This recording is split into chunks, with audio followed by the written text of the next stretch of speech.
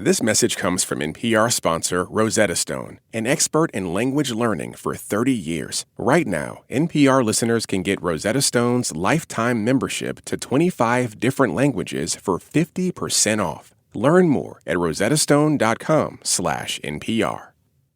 What was a disappointing experience that now feels like a blessing? Wow. I guess the NFL. Because I was all over the place. I was on 6 teams in 7 years. Rams, Packers, Chargers, Eagles. I wanted championships. I wanted to be a star. And it all ended unceremoniously. I'm Rachel Martin, and this is Wild Card, the show where cards control the conversation. Each week, my guest chooses questions at random from a deck of cards. Pick a card 1 through 3. Questions about the memories, insights, and beliefs that have shaped them. There's stuff I got to do. There's stuff I wanted to continue. My guest this week is Terry Crews. There's a whole list of dreams that I haven't done yet. Okay, I need to start this introduction with an admission. I cry easily. Always have been that way, but I'm a specific kind of crier, the kind that is easily manipulated by TV producers. Those people totally know what they're doing when they make the little athlete profiles during the Olympics. All summer, I'd be scrolling through channels, get stuck on one of these video biographies, and boom. Fine, now I am canceling my Friday night plans to watch the gold medal archery round. But the fast track to a good cry for me is a reality talent show. They are so good at getting you stuck into a contestant's backstory. And I have to say, America's Got Talent is top for me right now because they have something none of the other shows have. Terry Crews. Terry is the host of the show, and there's just something about the way he cheers for these contestants that gets me every time. When one of them is ready to go out there on stage and they are nervous and he tells them that he loves them, I don't think it's fake. He's already invested in them. He wants them to shine. I think in that moment he does love them. It's sort of a bizarre role for a guy who used to knock people to the ground as a linebacker in the NFL. And sure, we all contain multitudes, but Terry Crews is more multitudinous than most. You know, the guy actually went to college on an art scholarship, but then he walked onto the football team and went into the NFL. Ultimately, it wasn't for him, and he became an actor. He's been in tons of movies, including cult favorites White Chicks and Idiocracy. He co-starred in the comedy series Brooklyn Nine-Nine and Everybody Hates Chris, which is getting a reboot. And yeah, he's the guy cheering for you from just behind the curtain when you're about to do a really hard thing. That's how I like to think of him anyway. Terry Crews, welcome to Wild Card. Hey, how you doing? I'm good. I love that intro. That was good. I'm so happy to have you here. I mean, my kids are so happy I'm talking to you. I didn't even mention that you used to host Ultimate Beastmaster, which for them is like, you know, the tops. So good. I've got a deck of cards in front of me. Each one has a question on it. I'm going to hold up 3 cards at a time, and you will pick one at random to answer. Okay. You have 2 tools at your disposal. You get 1 skip. Okay, so if you're just not feeling a question, you can just say, skip. Okay. I will replace it with another one in the deck, okay? The second tool at your disposal is a flip. You can put me on the spot and ask me to answer the question before you do.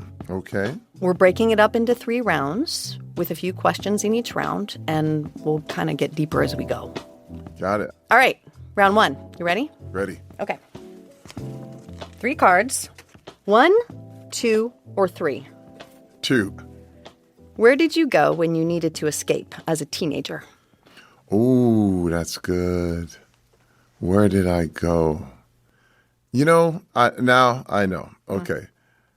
I would go to my best friend Darwin, and he had a basement, and his parents were never, ever home, because I was surrounded by nothing but people, and everyone was everywhere, and it was a very small house. Yeah. And I, as a teenager, there were times I remember running over to my best friend's house, Darwin, and getting in his basement, and that's where we would spend most of our time. It was breakdancing. You know, it was one of those paneled basements like in the Midwest. Oh, yeah. I love a paneled basement. You know what I mean? Yes, it was just the Mine style. Mine had green shag carpet.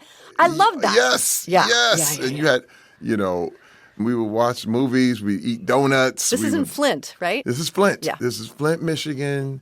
But also there was a lot of escaping because it was very violent at the same time. You know, the crack epidemic had hit Flint, Michigan at the same time as the decline of the auto industry. Mm-hmm. So it became a very, very toxic place to live. Like, you know, we grew up in the hood, and that was, you know, that was our escape because we were really trying to figure out how to be men. Mm-hmm. You know, what is being a man all about? Mm-hmm. And it was wild because I had a lot of problems with my father, and like I said, his father was never there. Like they were around, but they just never were home. Mm-hmm. So we made a vow that, listen, if you find out something that I don't know, you promise me you'll tell me, and if I find out something you don't know, I promise to tell you.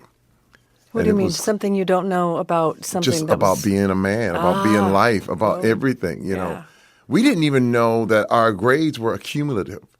You know what I mean? Like from 9th grade all the way to senior year, we were thinking, oh yeah, you can have a bad year, but then you come back. But then we found out, oh no, that's there's an accumulative grade point average. Right, they don't forget. Like, oh snap! Like we got to be good all the time.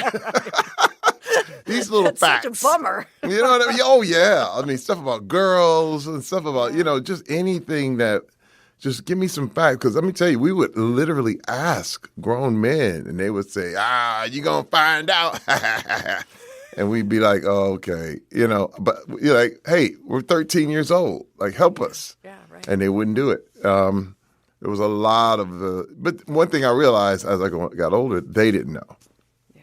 So that was a way of just covering. So that was a really great escape for me. In that basement, just some of the best times of my life. We're going to go to 3 more cards. Still in the first round. 1, 2, or 3? 1. 1. What's something a parent figure taught you to appreciate? You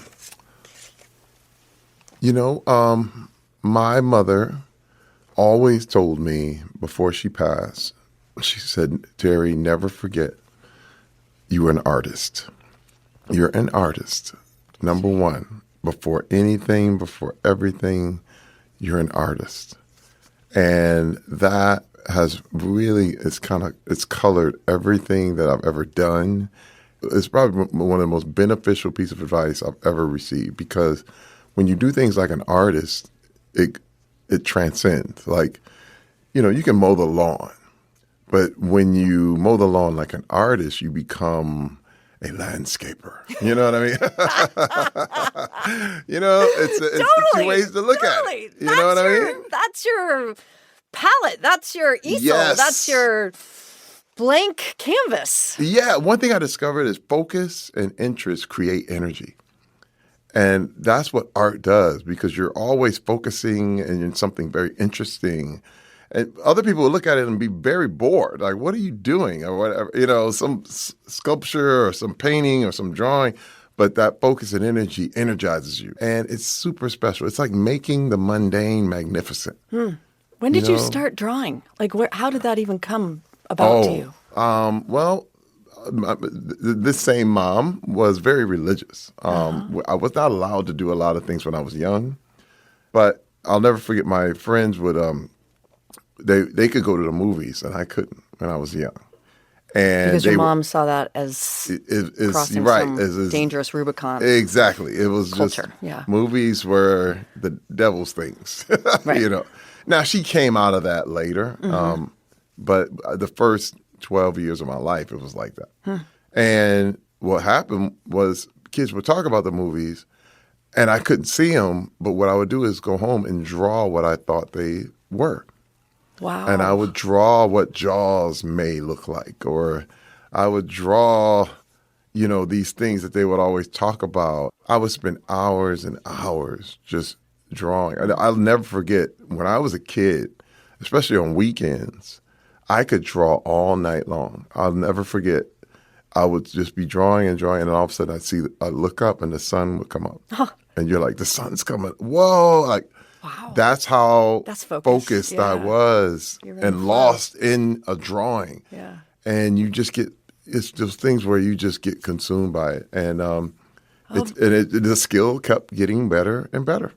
And I love that your answer to the question, right? The question was, what did a parent or a parent figure teach you to appreciate? And it sounds like your mom taught you to appreciate yourself, like you as an artist, yourself as an artist. I remember taking those drawings and showing her, and she was so proud. Like, how are you doing this? And even as I went on, even as I played sports and the whole thing, she said, "Don't you forget, you're an artist." Because she remembers when I was 5 and handing her pictures of people and things. She was really impressed. In a moment, Terry reckons with being an empty nester.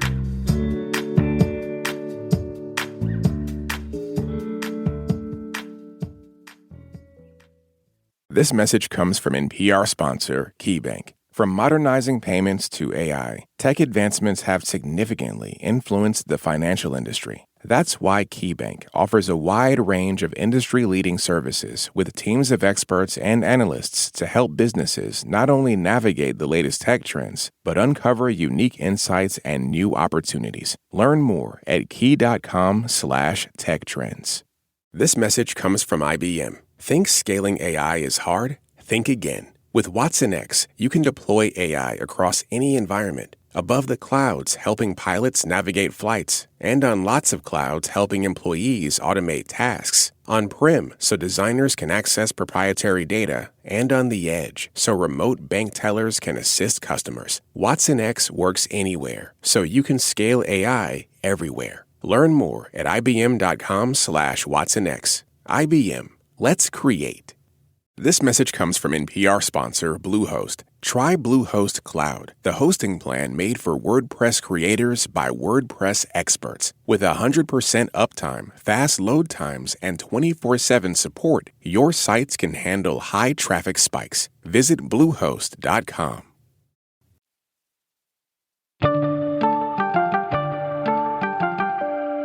Okay, before we get to round 2, I want to take a minute to talk about what you've been working on, which is a complicated question because you are working on a million things. There's a million things. I want to focus, though, on Everybody Still Hates Chris. This is an animated reboot of Everybody Hates Chris. Yes. This sitcom, it was an autobiographical retelling of Chris Rock's childhood and early years. And you played Chris's dad, Julius Rock. And now it's back in this new form. It's beautiful because, the show ended a while back. I mean, this was almost 20 years ago. I can't believe that. Yeah. Unbelievable. Yeah. And we weren't done. We did 4 seasons.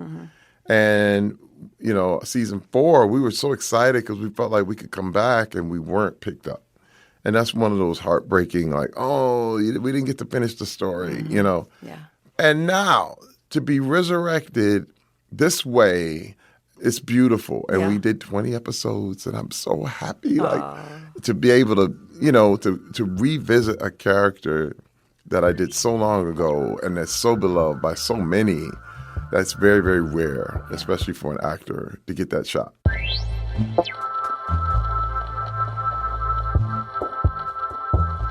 All right, we're moving to round 2. All right. We're getting deeper as we go. 3 new cards. All right. 1, 2, or 3? Let's go with 2. 2. What was a disappointing experience that now feels like a blessing? Disappointing experience. Wow. I guess the NFL. My whole 7 years in NFL, I would call a disappointment in that because I was all over the place. I was on 6 teams in 7 years. I read that. That's a lot of moving. It was. Rams, Packers, Chargers, Eagles, all with my wife and kids, 2 kids at the time. It was just crazy. Like, we were living out of suitcases, and we didn't know what was going on. And everyone thinks this whole, sports is so glamorous or whatever. It just wasn't. It was a grind. It was like a circus. My wife and I did not know what was going to happen to us next year. Like, we had no idea whether you were going to be what team, whatever, but it was a disappointment because I saw myself, I said, I wanted championships. I wanted to be a star. And it all ended unceremoniously when I got cut for the sixth, seventh time. And I was just trying to find where we were going to do. And it was just such a hurt because my brain was all on still being a football player. And then when it stopped, it was like, what do I do now? I don't know. And that's the hardest thing is there's a depression that came with it and all this. But when I look back, what a blessing because, it got me ready for entertainment. It got me ready for the audition process. Yeah, because every time you walk into an audition room, you don't know what's going to happen, and they can be like, you're not for us, and you got to get over that. The phrase I always, people call it like you got to fail to succeed. But, there's another kind of example of this that I heard that I really think fits even better. Like lobsters, they do a thing called molting, whereas the shell breaks and they outgrow the shell and they're vulnerable. But what happens is they're growing and the shell regrows bigger. And I've said, I am like this. I'm molting. Like what happens is you're growing, you break the shell, but it's painful. The NFL was a version of me molting into a new person. Now, I mean, you're also very vulnerable in these times. Totally. You know what I mean? Like, what? Don't touch that. And I have the weirdest visual in my mind right now of like this little naked lobster. And is like, he's so scared of what's going to happen. But that's us. We're all little naked lobsters right now. But we're growing our shell. The shells come. And the shell is getting bigger. And you have to do that to grow. Okay. Little lobster. Oh my God, you got a red shirt on right now? I know, that's what I mean. I have a red t-shirt It's perfect. We're lobsters. I like it. I feel like it's a very cool sign. animal to kind of emulate. I'm into it.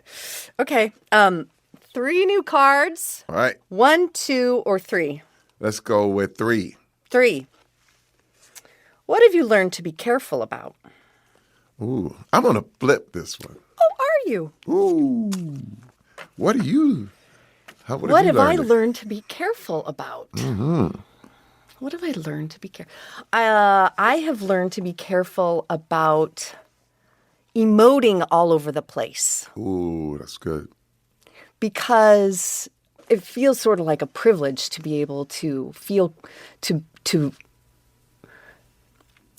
express your emotions all the time. And you can tell yourself a little lie that I'm just living in my truth and this is how I feel and I feel like this and so I want to be like this and that's just real. Except it trickles down to everybody around you. And there are consequences to your feelings. Especially in a role of leadership. You have sometimes you just have to be the confident, cool leader. Just keep it together. Or as a parent, I have so many feelings all the time. Good.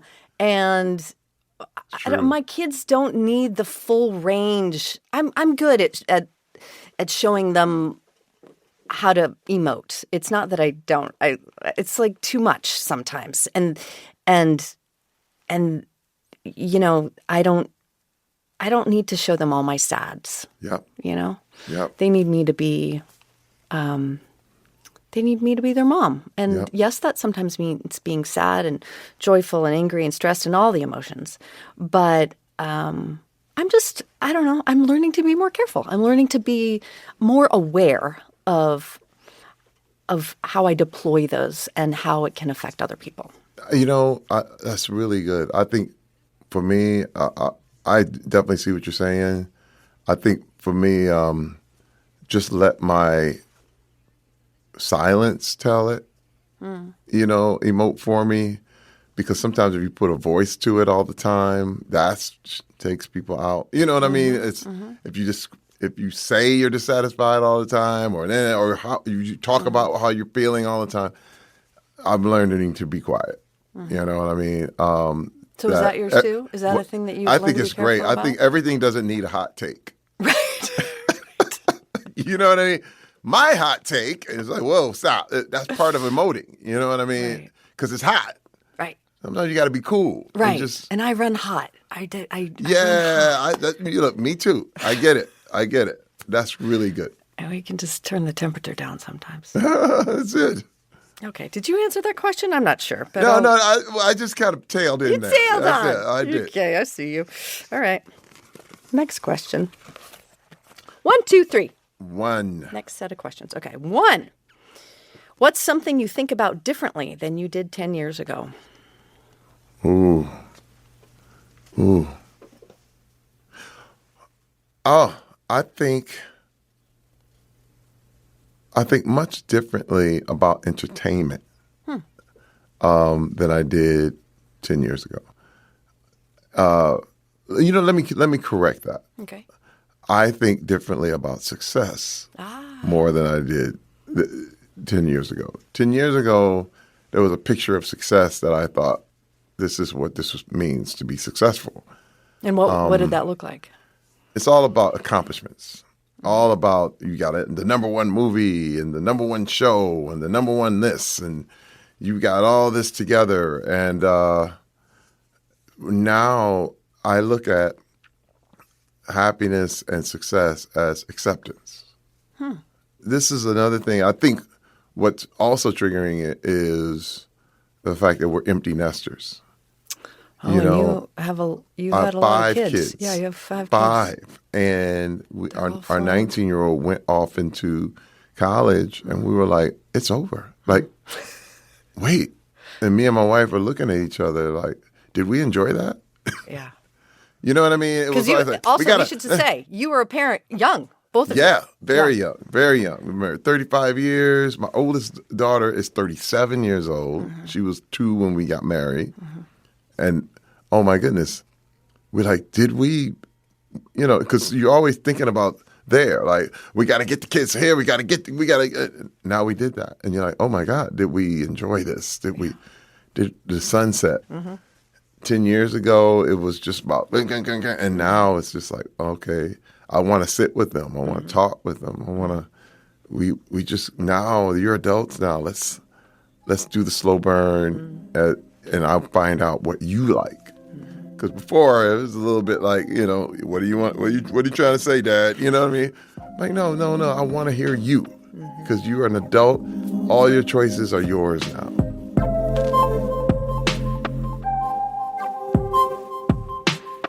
When we come back, Terry talks about experiencing awe.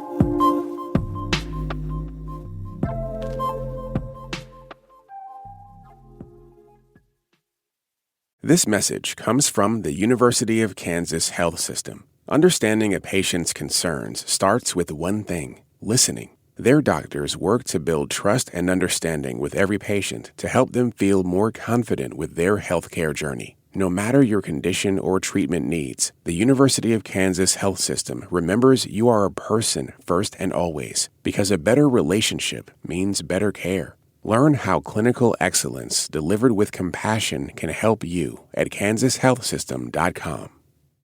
This message comes from Scholastic with the novel When We Flew Away from best-selling author Alice Hoffman. When We Flew Away is a stunning exploration of the little-known details in Anne Frank's life before she went into hiding. When We Flew Away is available wherever books are sold. This message comes from Progressive Insurance, where drivers who switch could save hundreds on car insurance. Get your quote at Progressive.com today. Progressive Casualty Insurance Company and Affiliates.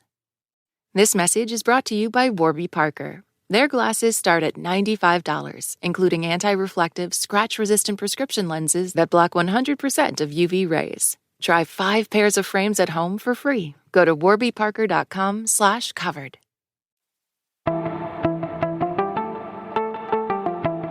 Okay, we're going 3 more. Oh, yeah, this is the last round, by the way. Oh, okay. So it's cruising. Yeah, here we go. Oh, I guess that was a pun. I didn't even make that. 1, 2, or 3? Let's go 1 again. 1. Okay, we're getting heavier, deeper. How often do you think about death? I think about death a lot. Yeah? Yeah, I do. Being 56, I think about, but not in a bad way. I do think about dying. I do think about, and I'm not scared of it at all because I do feel like I'm living a dream. Yeah. I'm living an absolute dream. My life is, I never thought it would be this good. I'll be honest. I mean, to have a beautiful wife and this beautiful family for so long, and this career, and do what I love, and just it's wow, because some people never get this, never ever, and they slog through, and it's hard.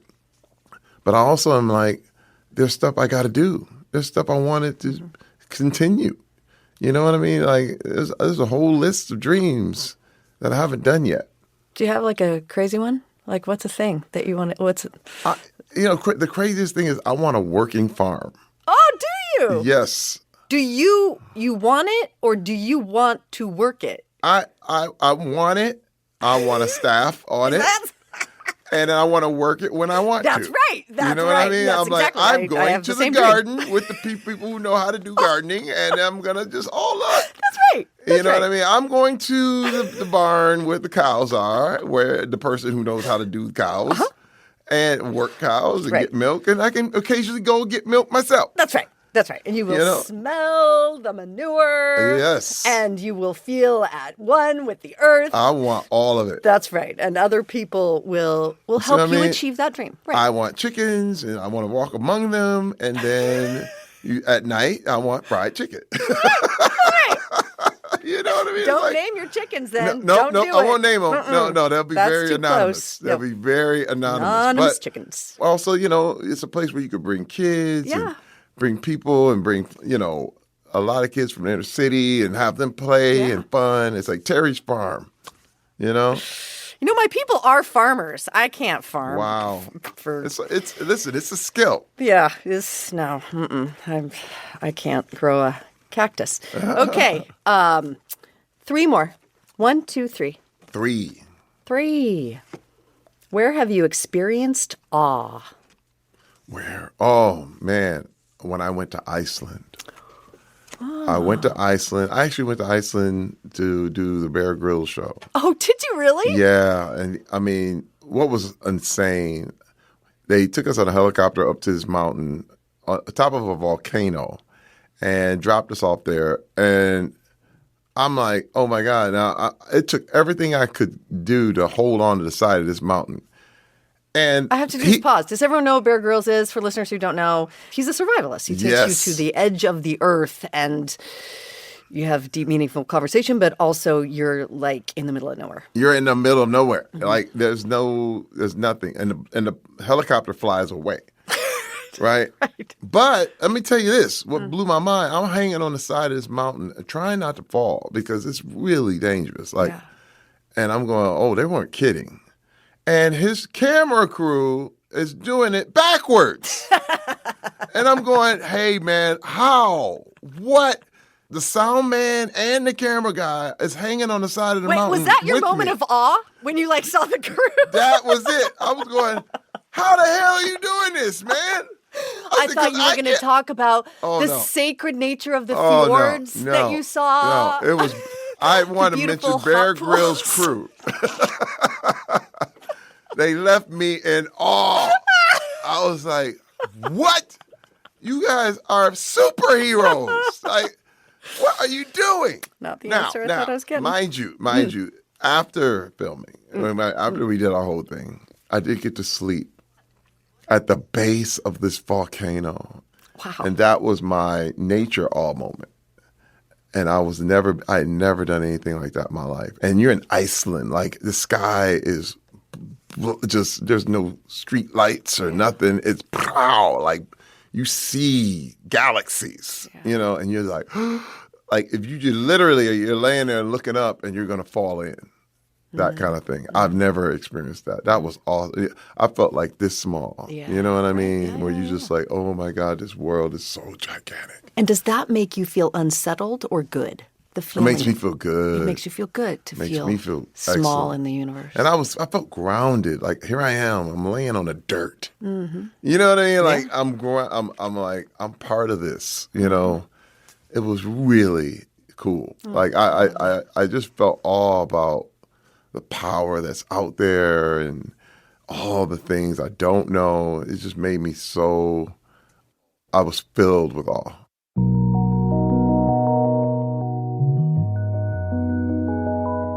So we end the conversation the same way every time. You take a trip in our memory time machine. Ooh. Okay? So we're going to go back to one moment in your past where you would not change anything. You don't want to change anything about this moment. You just want to linger there a little longer. What moment do you choose?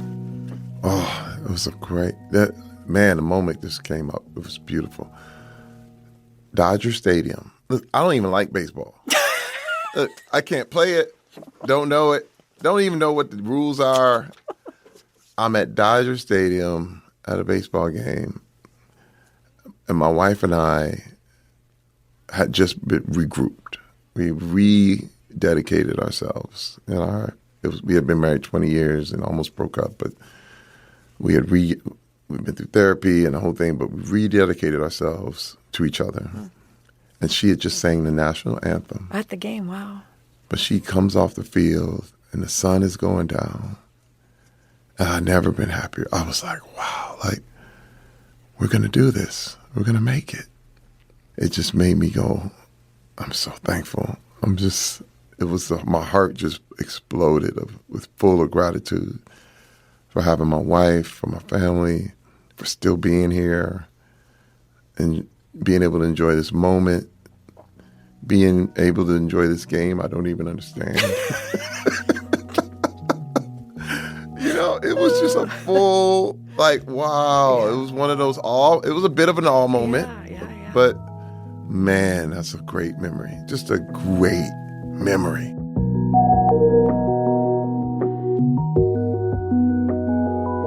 Terry Crews, you can catch him in Everybody Still Hates Chris on Comedy Central. Terry, thank you for doing this. My pleasure.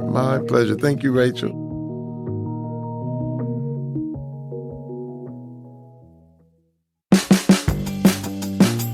If you like this episode, you should check out my conversation with Ted Danson. Both he and Terry Crews have become these warm and fuzzy figures in Hollywood, but like Terry, Ted has been through a lot of dark times, and he is really open about how much the darkness has informed his work and his outlook on life. So check that one out.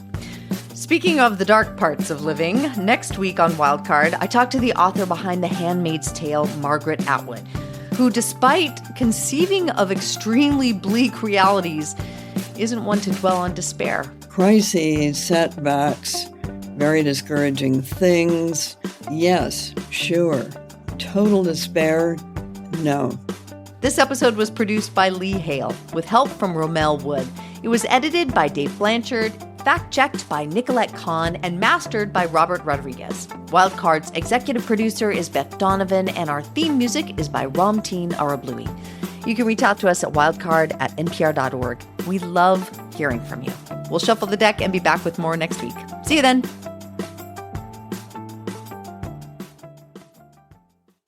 This message comes from NPR sponsor Oracle Cloud Infrastructure. AI may be the most important new computer technology ever, but AI needs a lot of processing speed, and that gets expensive fast. Upgrade to the next generation of the cloud, Oracle Cloud Infrastructure. OCI is the single platform for your infrastructure, database, application development, and AI needs. Do more and spend less like Uber 8x8 and Databricks Mosaic. Take a free test drive of OCI at oracle.com/NPR. Support for NPR and the following message come from Bombas. Bombas makes absurdly soft socks, underwear, and T-shirts. And for every item you purchase, Bombas donates another to someone facing homelessness. Get 20% off your first purchase at bombas.com/NPR and use code NPR.